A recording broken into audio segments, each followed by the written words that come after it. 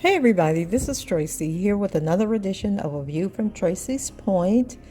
And let me tell y'all, they firing off these motions so fast I can't even keep up. So I'm going to read the ones that came out today and yesterday. And then I'll try and get caught up on the ones from last week that I need to get to y'all. Because this whole saga is just blowing up by the second, from the government trying to, the government taking or seizing, trying to seize Mr. Kelly's money. I think right now there's just a freeze on the money, and now they're going to have a hearing to determine if the Eastern District of New York has the right or the authority to take the money. And if you don't know what I'm talking about, check out the video I did yesterday. And then over in the Northern District of Illinois, child, they just listen, they revealing it all, okay? And so now the government wants to seal these motions that the defense is putting out. And so Jennifer Bonjean has filed a response to that, but we're going to get into all of this right after this break.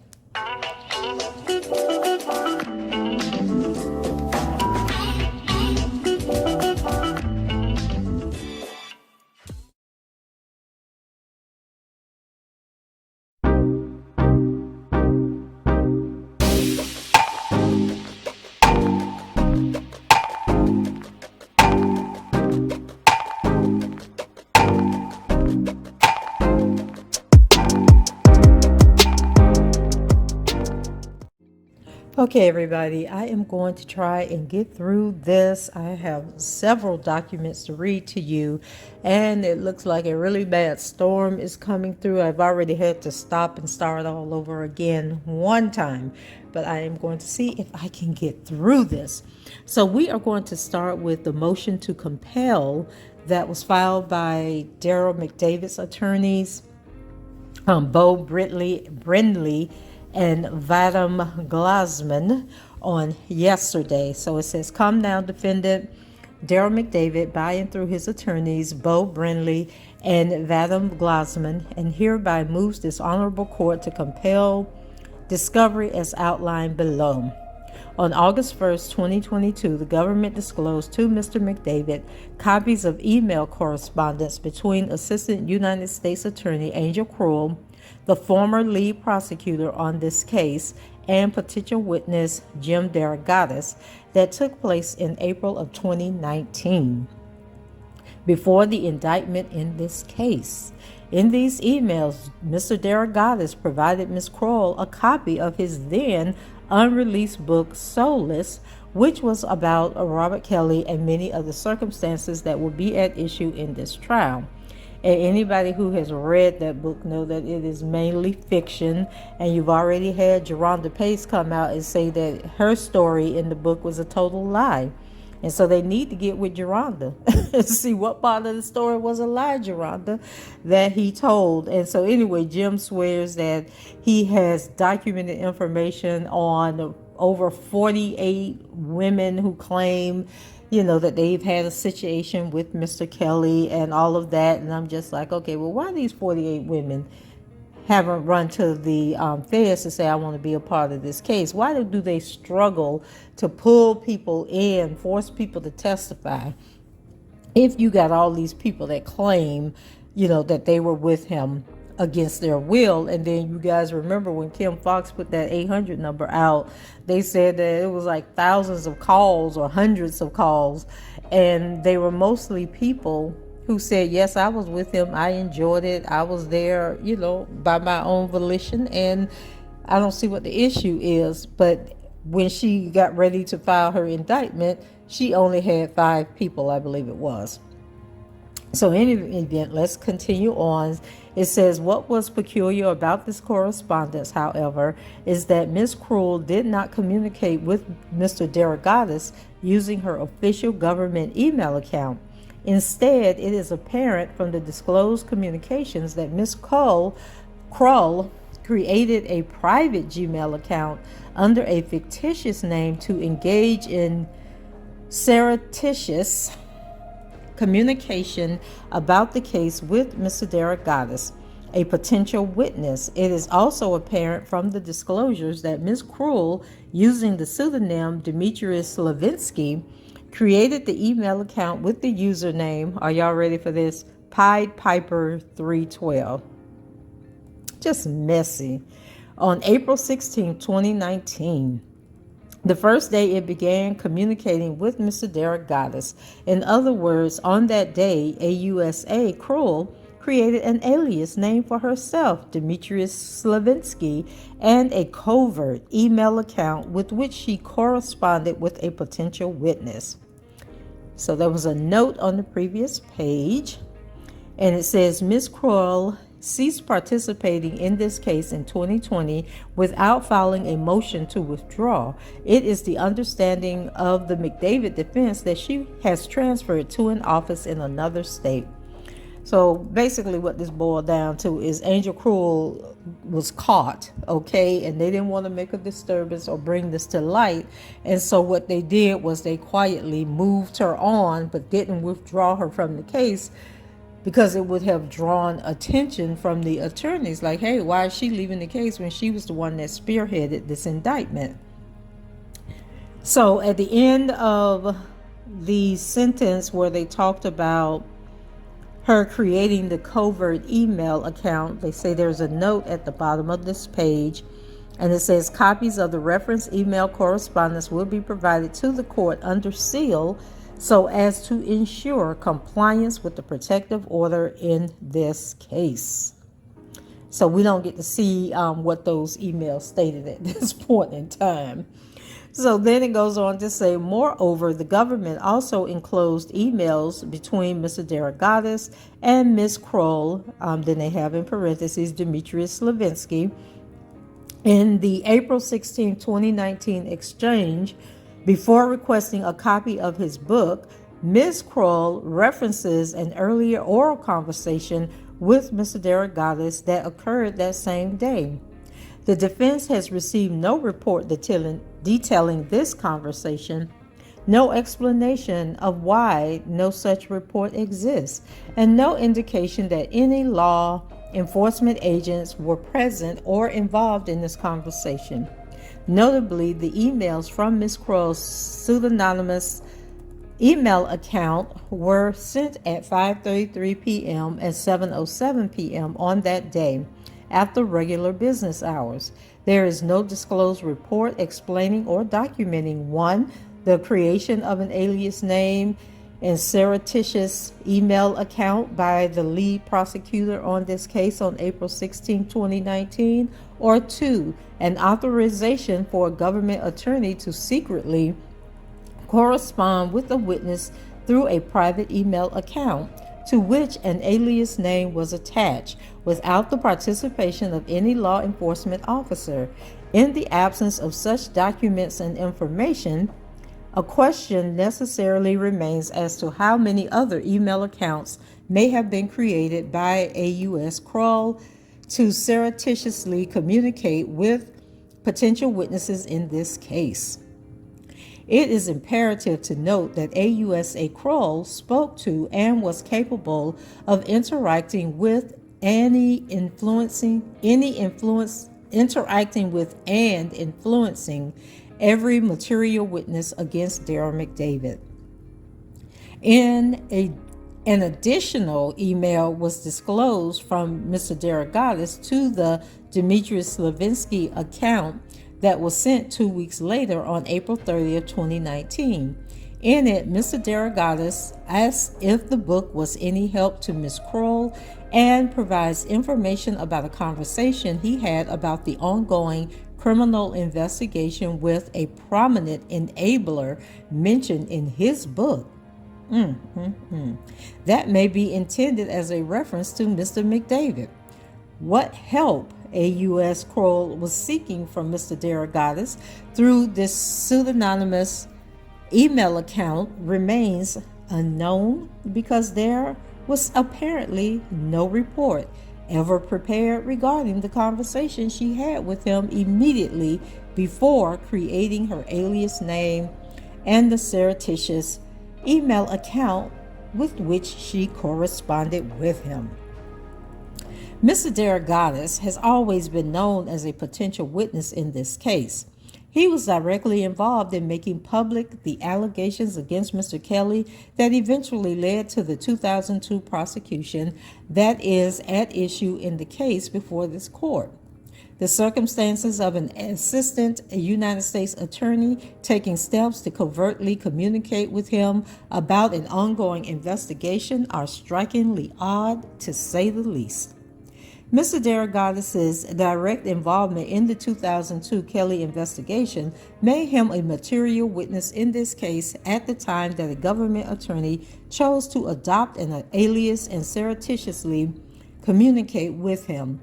The fact that this information was known to the government for years and only disclosed to the defense less than 2 weeks before the trial creates, at the very least, the appearance of impropriety that needs to be investigated. I agree. We need to get to the bottom of this. We need to call Ms. Krull in for some questioning. Don't just let her slide on by. So the government's August 1st, 2022 disclosure of these communications makes it apparent that screenshots of the conversations from this burner email account were taken in July of 2020, more than a year after the conversations took place and more than 2 years before their disclosure to Mr. McDavid. Due to the extraordinary nature of these communications, Mr. McDavid asked the court to compel additional discovery about the circumstances of the conversation, how it came to light, and its disclosure. Accordingly, Mr. McDavid requests an order requiring the government to disclose 1.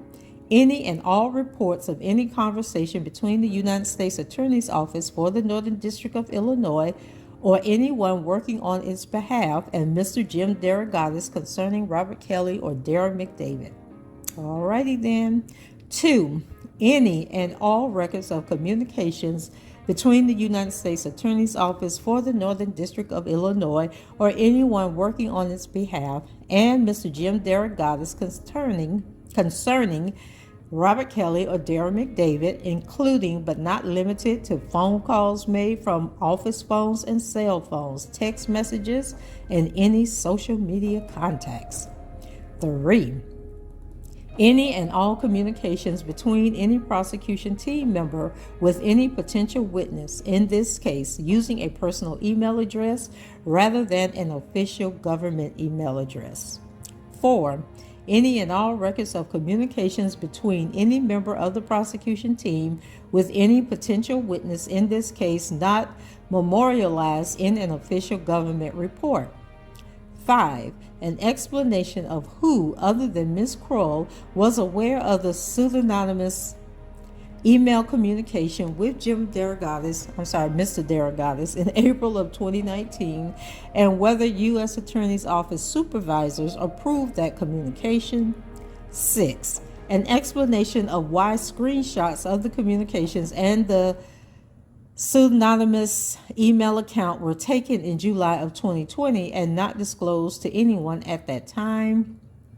7. A description of who was involved in the decision to disclose these communications and screenshots to the defense in August of 2022. Okay, wait a minute now. He say a description of who was involved in the decision to disclose these communications. Okay, and well, all right now. It's interesting. They must be thought y'all was going to find out about them and say, well, we might as well cut this off at the path and go ahead and give them the information, because that doggone Jennifer Bonjean snooping behind, she going to find it anyway. But child, they done turned it over 2 years after the fact. 8. Any and all of the DOJ or AUSA's policies and procedures governing the retention of account data, including but not limited to messages sent, received, and deleted, as well as the access logs for the pseudonymous account and any other personal account used to communicate with potential witnesses.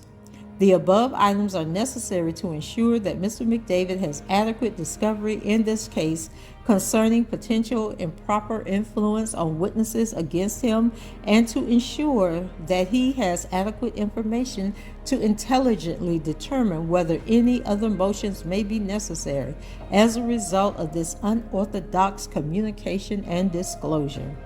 Wherefore, defendant Darren McDavid moves the court to order disclosure of the items detailed above. Respectfully submitted, Bo B. Brindley and Vadim A. Glasman.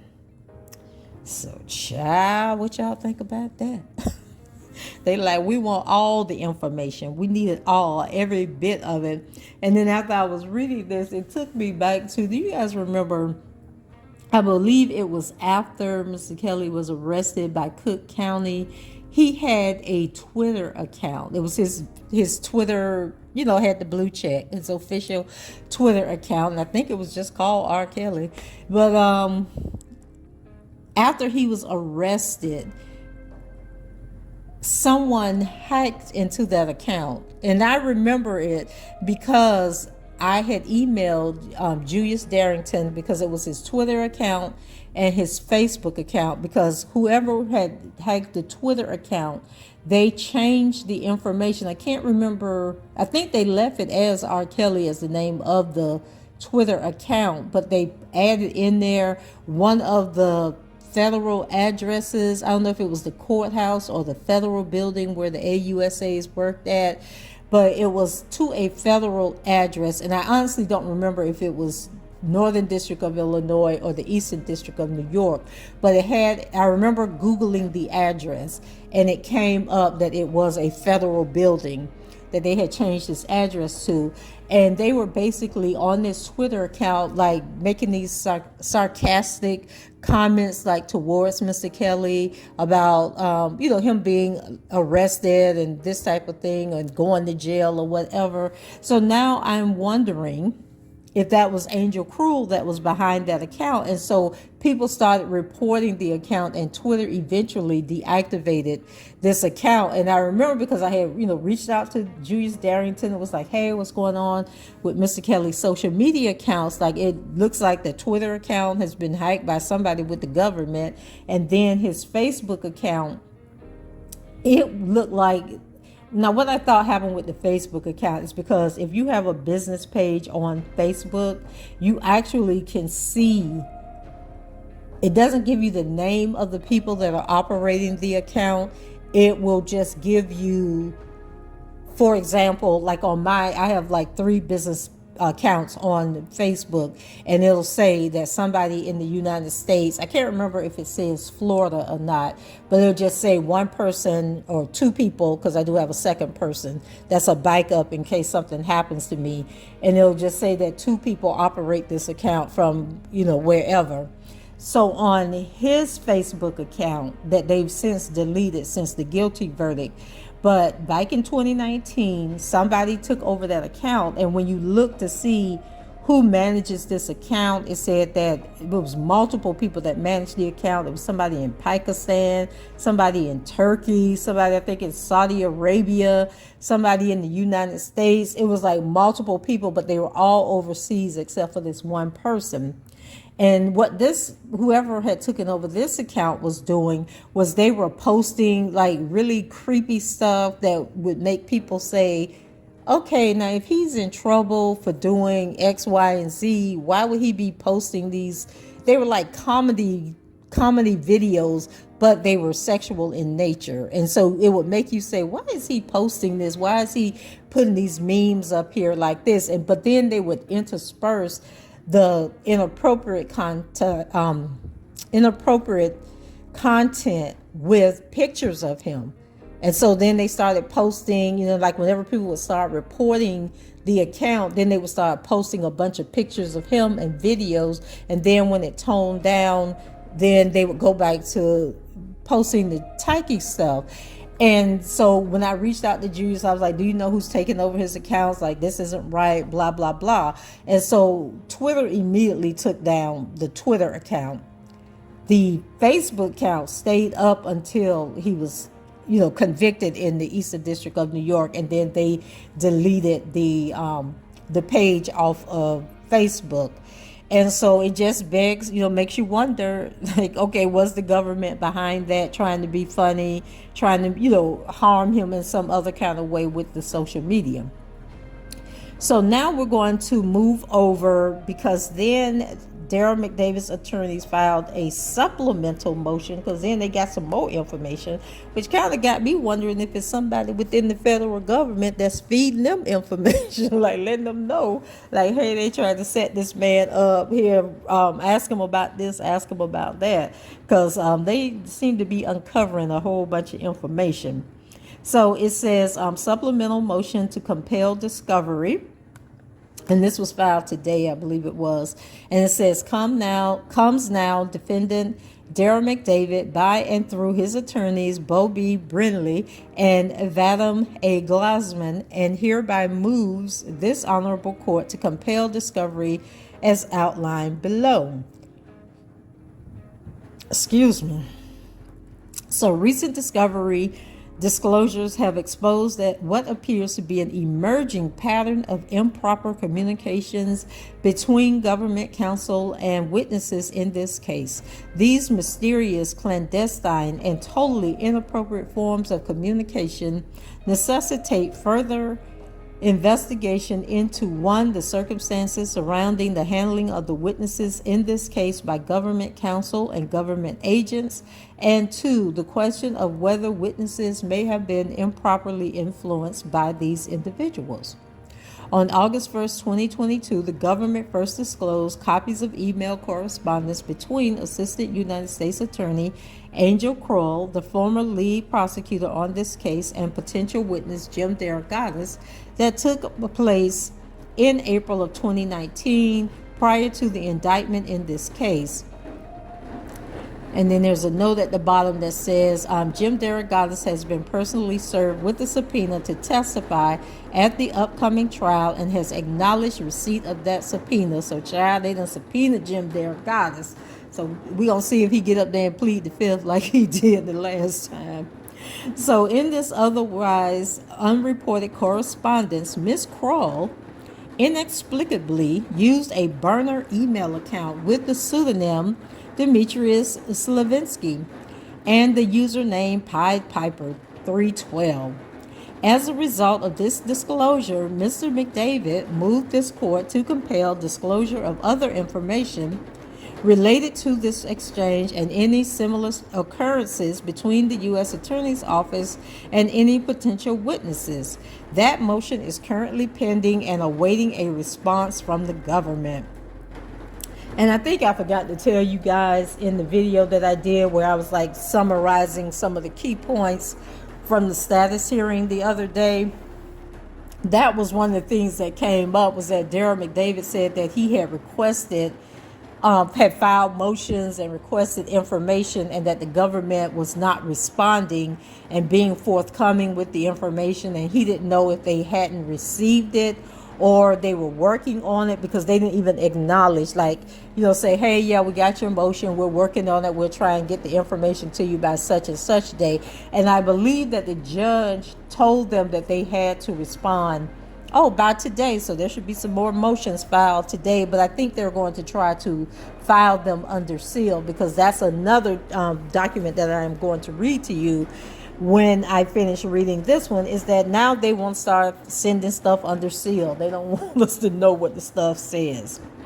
So it goes on and says, the disclosure of this surreptitious communication between the lead AUSA assigned to this case and a potential witness also casts new light on other communications. No, guys, I'm not reading the old document over that I just read to y'all. It's a new document. They're just starting it off with the same opening.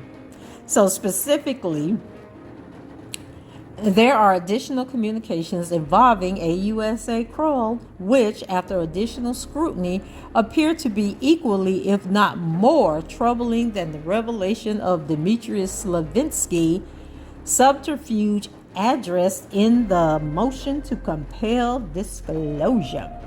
In particular, the discovery contains screen captures of text messages that were exchanged between AUS Krull and Rishona Landfair during the investigation of this case. Yes, y'all heard that right.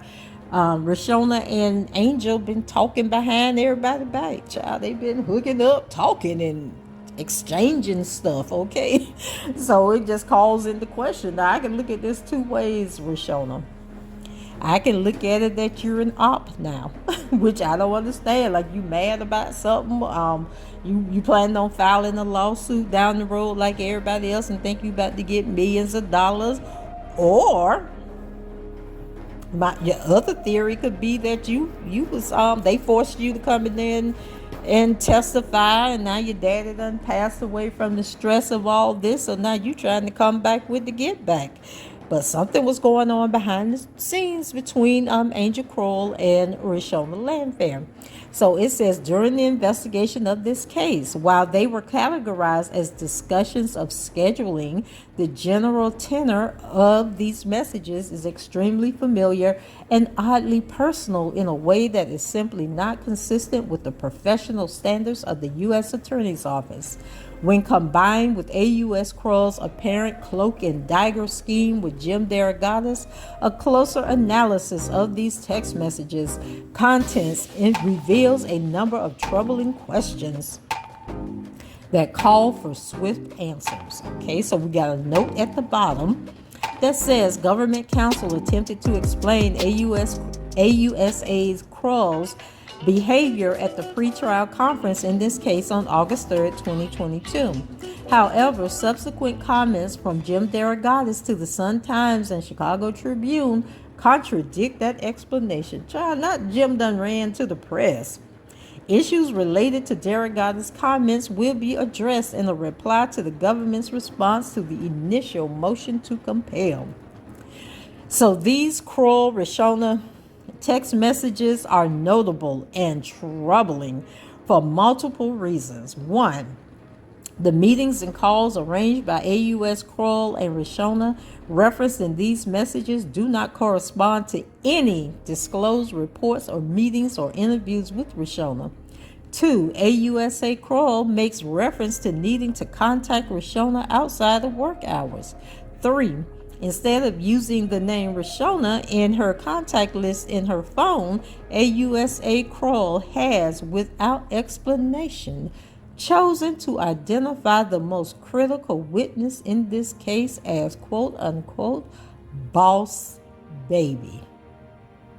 Okay. All right, y'all. Now, well, y'all came up with that name, boss baby. Was she the boss? Was she running things?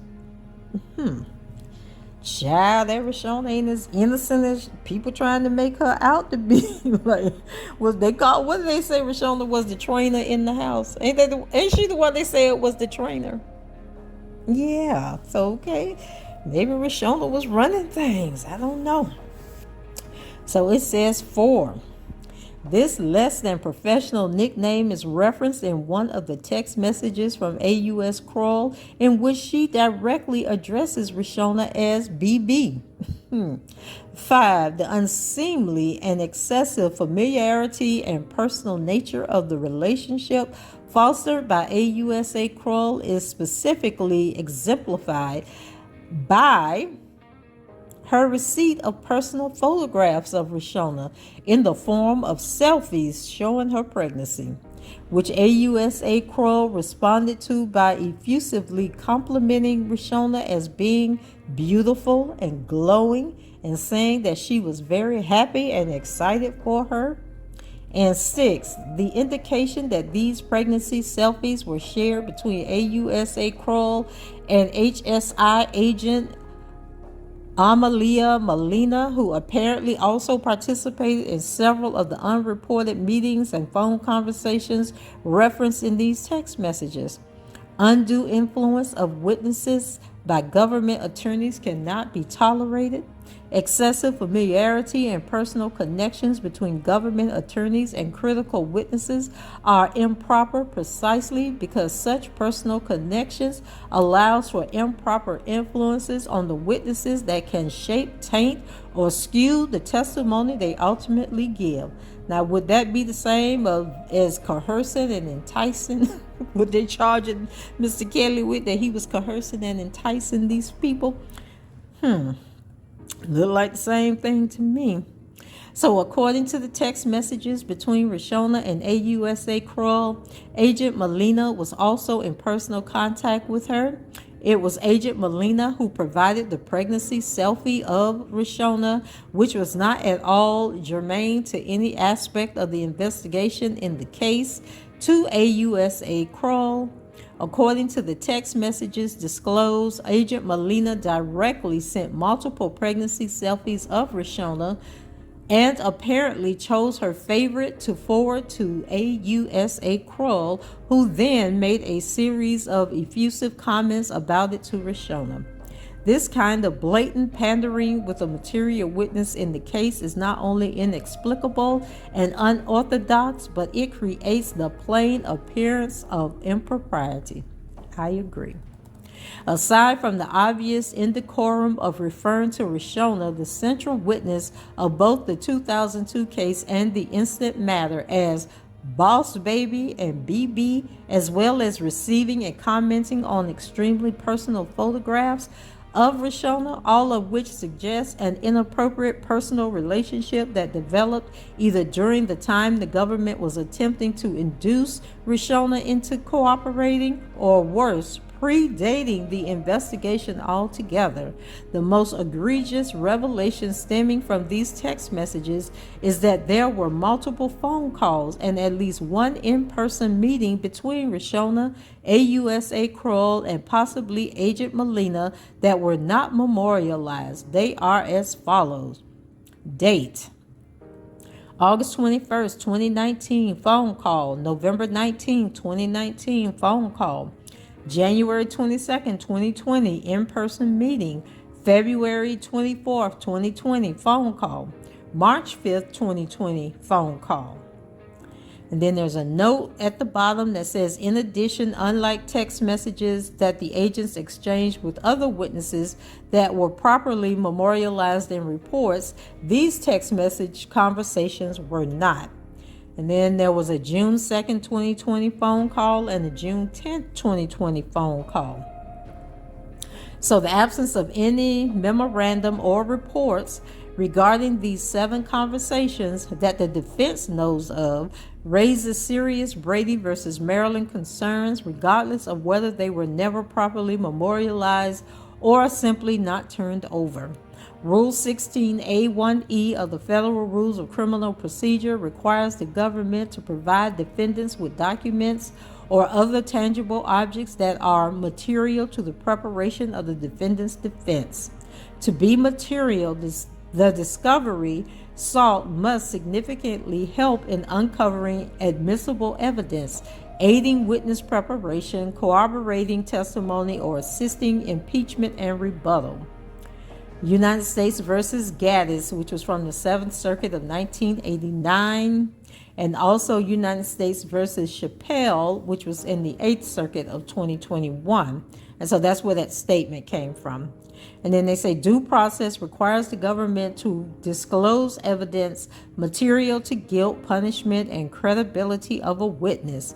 The Brady Doctrine applies equally to evidence impeaching the credibility of government witnesses as it does to exculpatory evidence.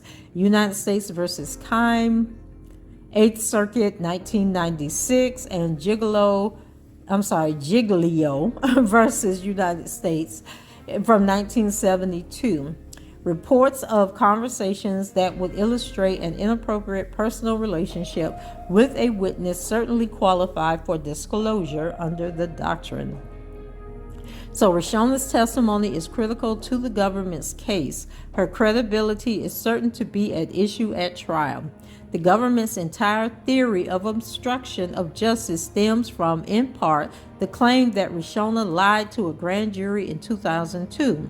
To now have at least 7 undocumented conversations and meetings with this initially reluctant witness is evidence that at best there are other facts and assertions Rishona has relayed to the government that have been kept from the defense or at worst, there was some sort of undue influence or coaxing of this witness who never sought out this attention from the government, which was not documented in any way.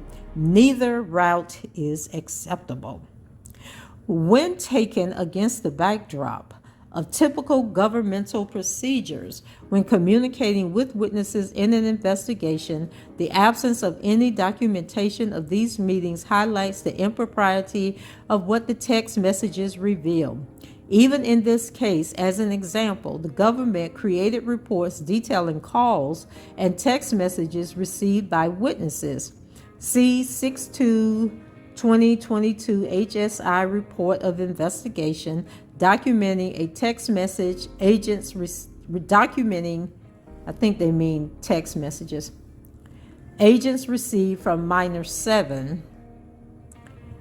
9/2/2021 HSI Report of Investigation documenting phone call agents received from minor 3, 8/16/2021, HSI ROI documenting communication and social media documentations agents received from, child, there ain't even no minor 7 in this case. What is they talking about? Maybe these are going to be bad eyewitnesses, or maybe these are people that were supposed to be in the case but now not going to be in the case. I don't know. June 3rd, 2021, HSI ROI documenting multiple days. So we know that minor 4 is Tracy Sampson. Contacted agents. 1/2021. Tracy Sampson's month-long communication with agents. 10/18/2021, documenting agents receiving a call from whoever number 3 is. 12/15/2021, documenting a voicemail received by the United States Attorney's Office from a potential alleged victim. 10/5/2020, documenting Lisa Van Allen contacting agents about social media documentation. June 2nd, 2022, documenting agents receiving a voicemail from a witness. June 6, 2022, documenting agents receiving a voicemail from a witness. The government also created reports when agents contacted the witnesses and even mere attempts to contact them. See July 17, 2020, HSI ROI, documenting Agent Molina's attempts to contact a potential alleged victim by phone. July 13, 2020, HSI ROI, documenting Agent Molina's phone contact with Tracy Sampson. March 12, 2020, documenting agents' phone contact with witnesses and serving subpoenas. Ooh, child. August 15, 2020, HSI ROI, documenting agents contacting whoever this number 7 is regarding social media chat messages. August 24th, 2020, HSI ROI, documenting agents calling a potential witness. December 2nd, 2019, HSI ROI, documents agents attempting to contact a potential witness and receiving a phone call from the potential witness. Yet none of that documentation occurred with these conversations between AUSA Krull and Roshana. This means that AUSA Krull participated in a clandestine pseudonymous dialogue with Jim DeRogatis, the journalist whose reporting began the investigation into Robert Kelly in 2002, and she engaged in unreported and apparently secret conversations with the critical witness, whose presence on a video and under oath statements about that video created the entire case in 2002. And the obstruction justice claim here. She has, without any documented explanation, an oddly personal nickname for this critical witness saved in her iPhone and strangely personal text message exchanges. This combination of facts illustrates improper and clandestine handling of witnesses by a government attorney who spoke to and influenced every critical witness in this case. Interestingly, both AUS Krull and Agent Melina are no longer a part of this case. As previously indicated, AUSA Krull was originally the lead prosecutor on this case. She left the case, although did not withdraw as counsel, sometime in 2020 and was transferred to a U.S. Attorney's office in another district. HSI Agent Amalia, however you pronounce her name, Melina, was also a prominent participant in the early stages of the government's investigation. She testified before the grand jury that returned an indictment in this case. She is conspicuously absent from the government's witness list for trial. Child, now how you did the investigation, but you're not going to testify at the trial? No wonder they trying to introduce all that stuff for individuals A, B, C, and D, and trying to do it under that Santiago proffer where the people don't actually have to testify, but they can read the statements and enter it into evidence. So in sum, these text messages suggest that AUSA Krull and Agent Melina fostered an inappropriate personal relationship with Roshona, who is indisputably one of the central witnesses in this case. Whether this was done with the intention of fostering undue influence over Roshona and her potential testimony is not clear from the face of the text messages, but especially in light of the fact that many of the referenced meetings and telephone conversations were apparently undocumented, the appearance of impropriety is certainly present. Due to the troubling nature of these communications and the previously revealed emails between AUSA Krull as Demetrius Levinsky and Jim DeRogatis, Mr. McDavid asked this court to compel additional discovery regarding the government's communications with witnesses in this case. Mr. McDavid requests an order requiring the government to disclose 1. Any and all text messages exchanged between Roshona and AUSA Angel Krull, whether before or after she left the United States Attorney's Office for the Northern District of Illinois. 2. An explanation for the Boss Baby entry in the AUSA Krull's iPhone and when it was input, as well as an explanation for when and why Agent Krull started referring to a critical witness with such a peculiar and personal nickname, or a shortened form of it, BB. 3. Any and all contacts between AUS Krull and any other civilian potential witness in this case, regardless of whether or not the government intends to call them as a witness in their case in chief, including any and all text messages, emails, records of phone calls, cell phone and landline, and other communications she may have had with witnesses under her name, their name, or any other aliases. We want it all. 4. Any and all contacts between Agent Amalia, however you pronounce it, Melina, and Roshona, or any other civilian potential witness in this case. It is apparent there are texts between Melina and Roshona. They are referenced in the Boss Baby text. At the very least, those must be turned over at once. 5. All communications exchanged between AUSA Krull and Agent Melina during this investigation, with appropriate limitations for sensitive matters and other investigations if applicable. The above items are necessary to ensure that Mr. McDavid has adequate discovery in this case concerning potential improper influence on witnesses against him, and to ensure that he has adequate information to intelligently determine whether any additional motions may be necessary as a result of this clandestine and unprofessional communication and disclosure.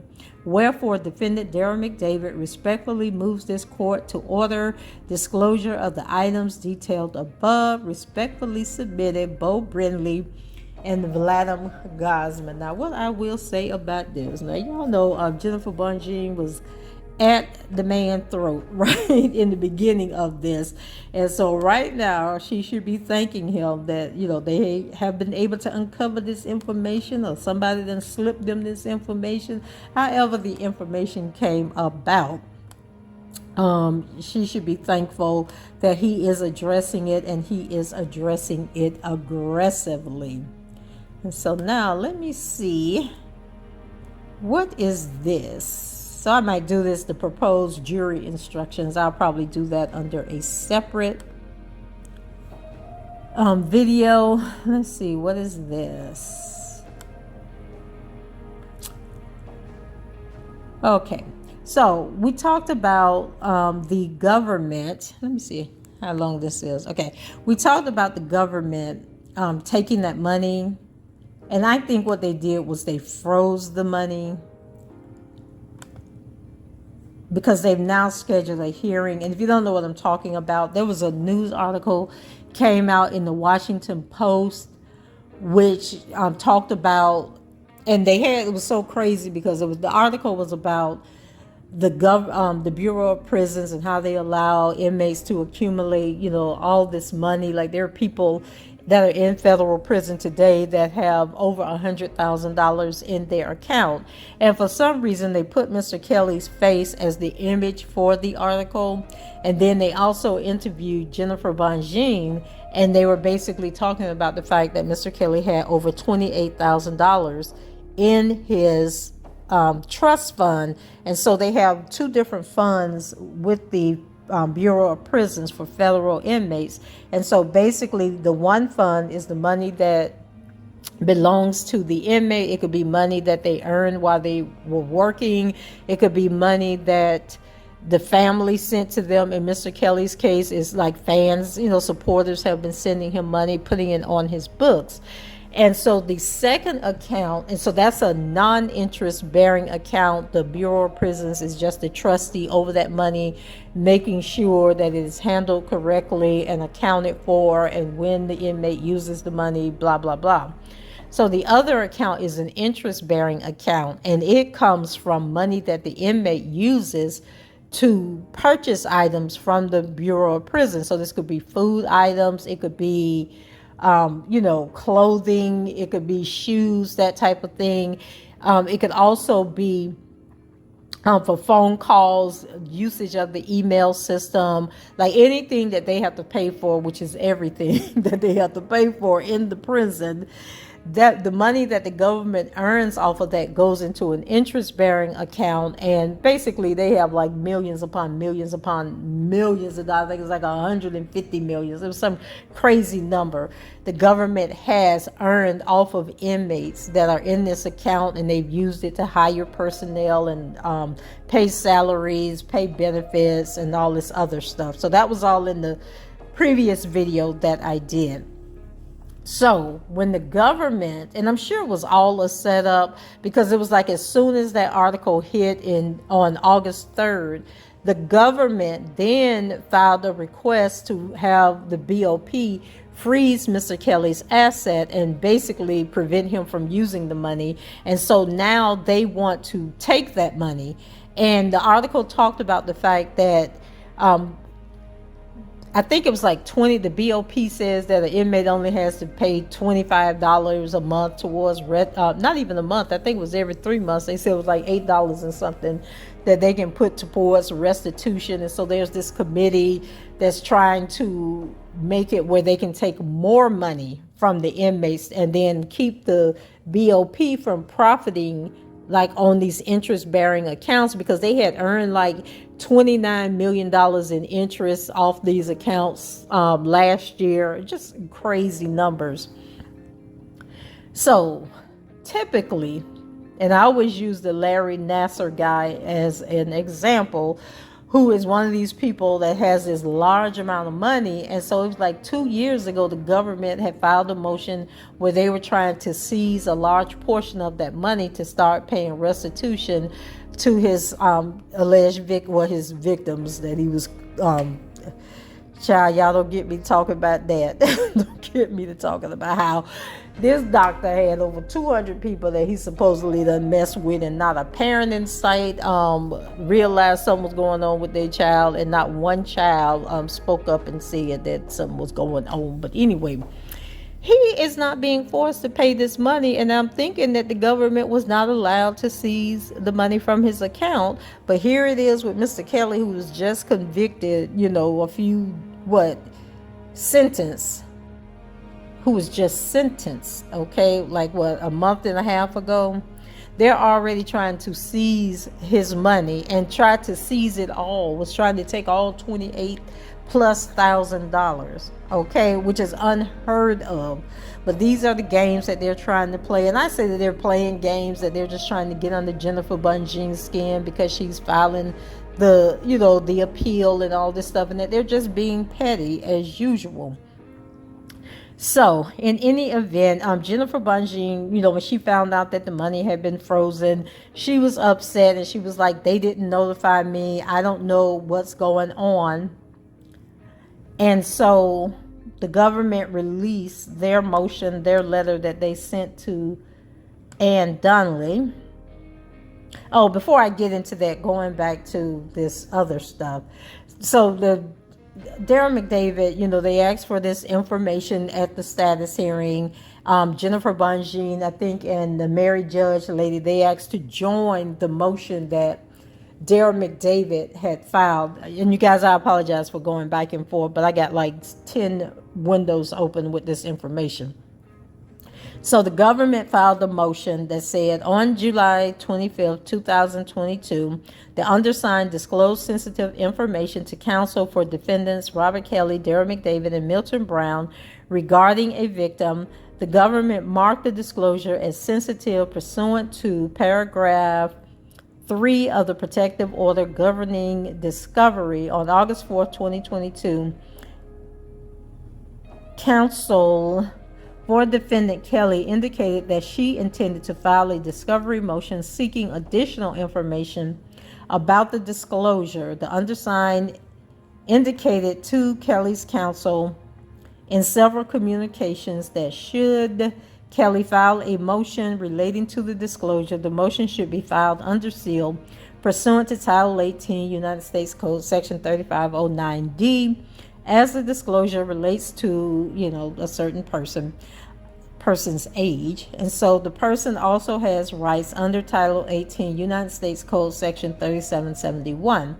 Kelly's counsel does not agree that the motion should be filed under seal. The undersigned advised Kelly's counsel that, should the filing be made on the public docket, the undersigned would take efforts to seal the filing until the issue of the propriety of publicly disclosing the information could be resolved. Thereafter, despite paragraph 3 of the protective order governing disclosure, Kelly's counsel filed the motion on the public docket. Within minutes, the undersigned contacted the clerk's office and asked that the filing be provisionally sealed. The clerk's office provisionally sealed the filing. Kelly's motion, which incorrectly suggests that the disclosure was made on August 4th, 2022, the disclosure was made on July 25th, 2022, refers to a young person who is not publicly known and whose identity should be determined by the information contained within defendant's motion. But child, we know who the person is. Okay, but anyway, upon learning that the clerk's office had sealed the filing, Kelly's counsel indicated that she would be filing a motion to unseal the filing, notwithstanding the protective order governing discovery and multiple communications from the undersigned, providing legal authority to support of the position that the filing should be under seal pursuant to Title 18. Therefore, with the motion, the government seeks the following relief. 1, that Kelly's motion to compel discovery be sealed until such time as the court can rule as to whether the motion and the information contained within it should be under seal. And 2, that any subsequent motion to unseal that contains identifying information of these individuals or information that could lead to the identification of these individuals be filed under seal until such time as the court can rule as to the propriety of sealing. So, child, what is it that Ms. Bunjing is trying to get out there into the public's eye? Okay, so that's what they had to say. So let me close this And then, let's see. And it seemed like Bunjean. Okay, so I think this was Bunjean's response. So she responded and said, now comes Robert S. Kelly, defendant, by and through his counsel, Jennifer Bunjean, respectfully moves this court to unseal defendant's motion for discovery, docket number 254, in violation of Local Rule 26.2. The government directed the clerk to seal the motion, misrepresenting to the clerk that the information contained confidential information. The government is engaging in a blatant effort to litigate in secrecy and conceal from the public non-privileged confidential information that it finds unflattering to them or their witnesses. There is and was no basis to seal the motion, as it does not identify any minors or victims in this case, nor does it provide any information that would lead to learning the identity of anyone. So, one, the government recently made a disclosure to the defendant about potential criminal activity of one of its complaining witnesses, but refuses to provide discovery related to this disclosure. Okay, the government recently made a disclosure to the defendant about potential criminal activity of one of its complaining witnesses. Okay, so they must be talking about the Angel Krull stuff. Then two, accordingly, defendant filed a motion seeking discovery on the disclosure about the victim witness. Defendant's motion did not reveal the identity of any witness or victim. Indeed, defendant does not even know the identity of the alleged victim at the heart of this. Okay, so this must be, what is it, number 3, 5, or 6? I can't keep up with these numbers. Which is precisely the reason the motion was filed in the first instance. So I guess she's trying to find out who the person is. So 3, despite back and forth with the government, it has failed to identify what information contained in the motion is confidential or privileged. There is no basis to seal motions simply because the government wishes to prevent certain information from getting into the public domain. The government's request to seal has nothing to do with protecting the identity of any so-called individuals. It is simply an effort to force the parties to litigate in secrecy. 3, it is true that pursuant to Title 18 United States Code Section 3509D2, all papers filed in court that disclose the name or information that could lead to the identification of a particular individual can and should be filed under seal without leave of court. United States versus Wilson, which was heard in the Northern District of Mississippi, July 11, 2022. But nothing contained in defendant's motion for discovery identifies any individual by name or provides any information not already filed on the docket by the government that could lead to the identification of that person. 4, again, defendant does not even know the identity of the person to provide a name or any information that could lead to his or her identification. 5, moreover, none of these individuals are even okay, these individuals are grown at this juncture, so it is not entirely clear that Section 3509D2 is applicable. But assuming it is, there is nothing in the discovery motion that reveals or even suggests the identity of these individuals. Okay, now Jennifer, you done jumped from 5 all the way down to 7. Was there supposed to be a 6 and you changed your mind? So 7, the government cannot show good cause for sealing this motion. A mere allegation about or involving a person is not confidential. If that was the case, nearly every document in this case, including the indictment, would have to be filed under seal, and a court could never publish a decision in an abuse case.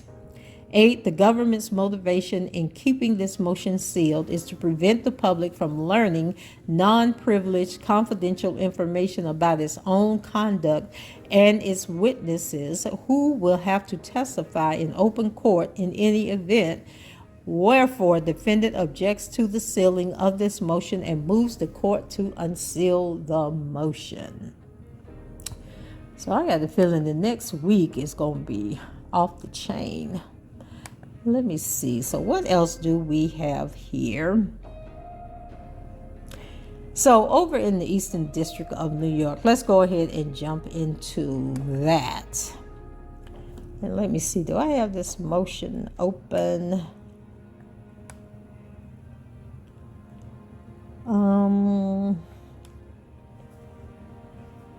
Okay, so here is the motion that they filed to Ann Dunley about seizing that money. Let me get back to the top here. Okay, so they have a new AUSA on this case. I'm not even sure the other 3 people are still that much active. I'm sure they'll show up. Wait, hold on. I had his name up. Okay, so his name is Daniel Savidro. And so he filed his notice of appearance, and I guess he's handling this whole forfeiture of these funds. Okay. So he wrote this letter to Dunley. It says, the government writes to respectfully request that the court sign the enclosed order directing the Bureau of Prisons to turn over the restrained funds held in the inmate trust account of defendant Robert S. Kelly to the clerk of the court for deposit into an interest-bearing account pending a determination as to the amount and applicability of a restitution judgment. The proposed order further provides that to the extent restitution is not imposed or the amount held in the interest-bearing account exceeds the amount of restitution and special assessment imposed, the balance in the interest-bearing account should be applied to the outstanding court-ordered fine. As of this writing, at the request of the government, the BOP has restrained $27,828.24 of the funds that have been deposited into the defendant's trust account. 1. Background. Following a 5-week trial, the defendant was convicted, and then they go through everything he was convicted of. And then it says the defendant is currently incarcerated at MCC Chicago, pending trial in the Northern District of Illinois on a separate charge. And it says defendant is presently scheduled for September 28th, 2022, based on the convictions on 8 counts. Then they go through all the charges again. To date, defendant has not paid any portion of the fines imposed by the court and still owes the entire $140,900. Now, granted, the sentencing was just a few weeks ago. So the government has been informed by the BOP that the defendant had accumulated substantial funds in his inmate trust account. As of August 3rd, 2022, the defendant had $28,328.24 in his inmate trust account. By letter dated August 3rd, 2022, the government requested that the BOP restrain the funds in the defendant's trust account. The BOP confirmed that the request amount was restrained on August 4th, 2022. Further, the BOP has confirmed that it left $500 in the defendant's trust account for defendant's use in MCC Chicago. Accordingly, as of this writing, the BOP has restrained a total. Okay, you keep saying the same thing over and over. The government now seeks entry of an order authorizing the BOP to turn over the restrained funds for application to the defendant's outstanding criminal penalties. Now, I'm going to need some case studies showing how many other people y'all have done this to and were successful in doing it. Because according to that article, this is a rarity. So 2, statutory and legal framework. Section 3613, Title 18 of the United States Code sets forth the procedures for the government to enforce criminal monetary penalties. Under this framework, a judgment imposing a fine may be enforced against all property or rights to property for the person fined. The only property exempt from the subsection is that which the government could not reach for the payment of federal income taxes. United States versus Irving also provides that the judgment creates a lien in favor of the United States on all property and rights to property of the person fined upon the imposition of a fine, assessment, or order of restitution.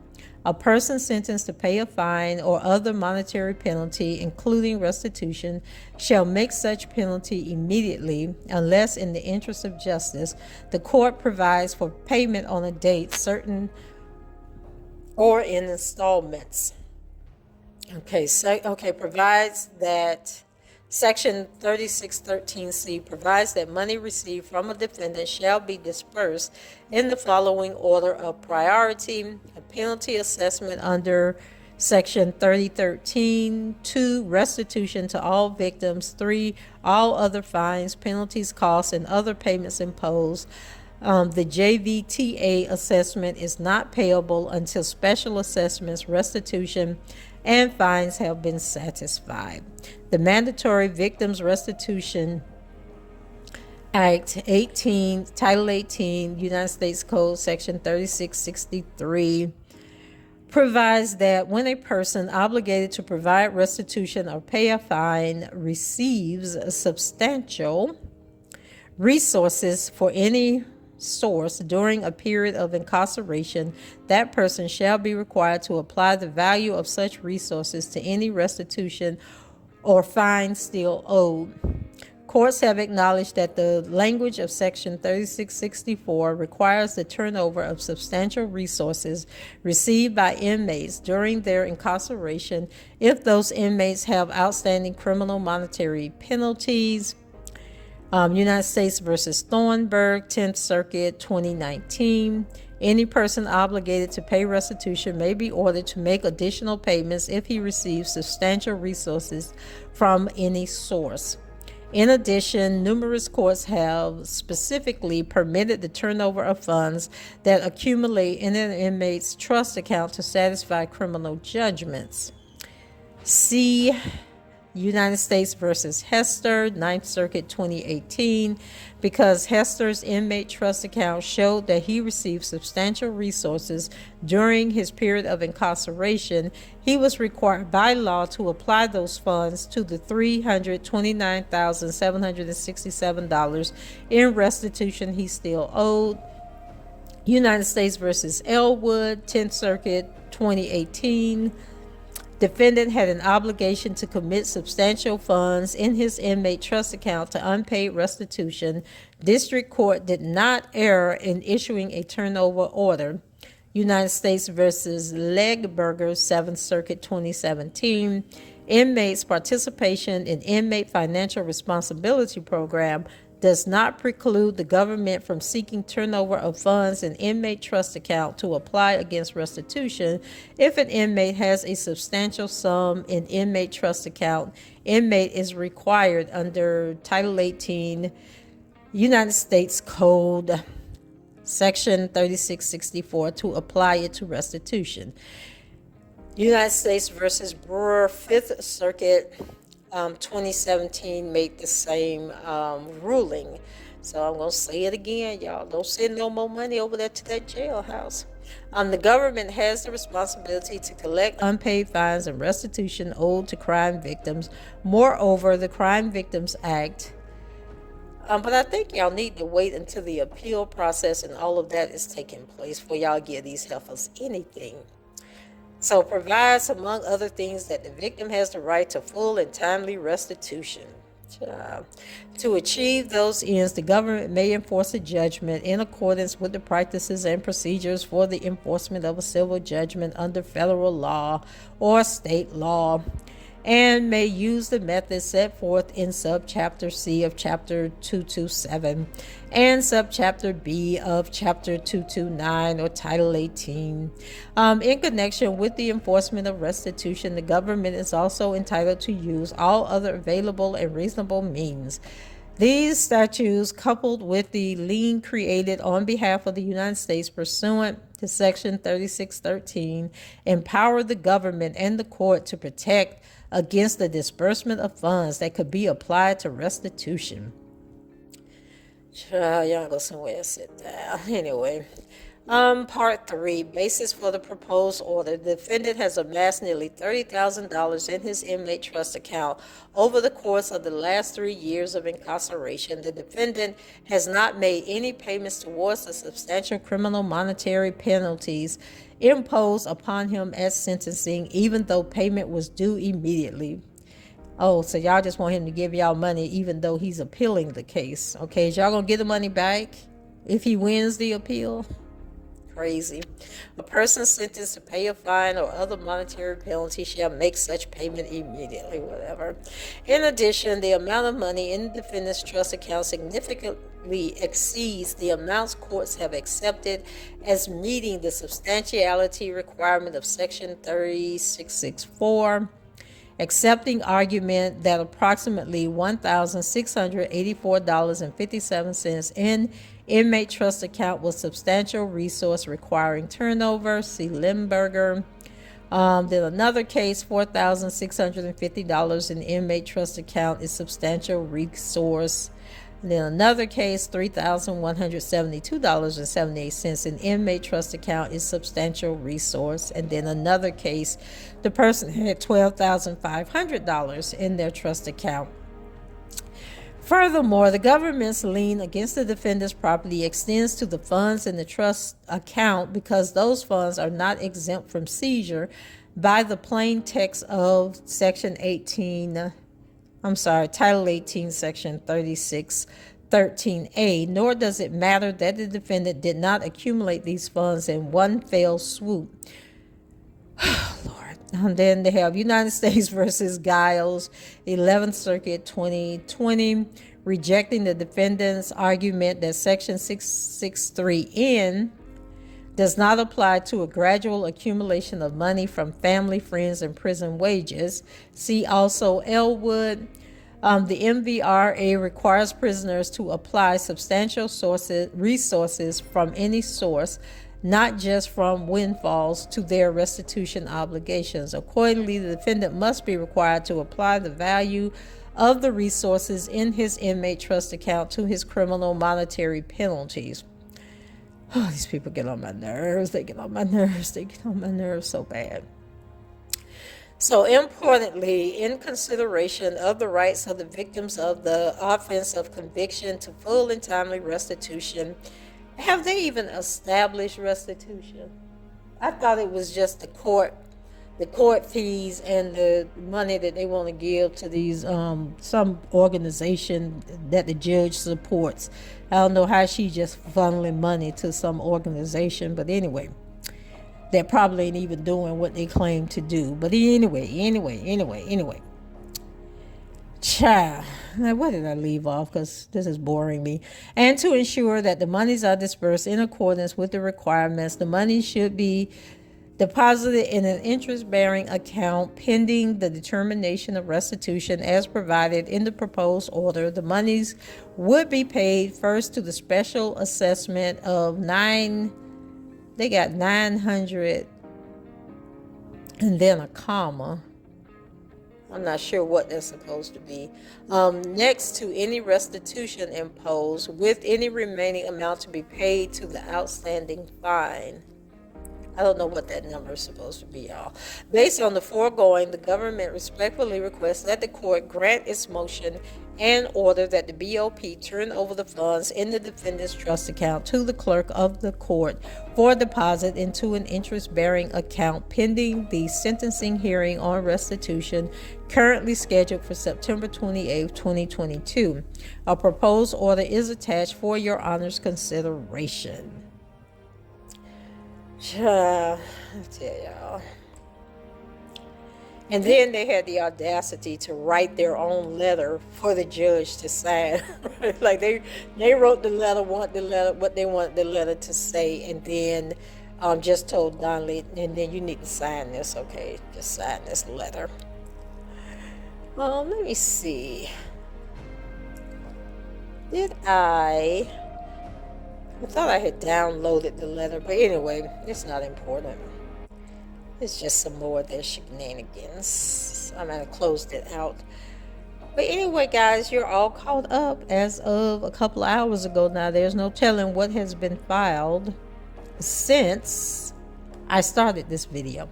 But anyway, that's it for me. Y'all know what my thoughts and opinions are on all of this. So go ahead, leave your comments below, rate the video, subscribe to the channel. Have a great weekend. And until the next time, I shall talk to you guys later. Bye-bye.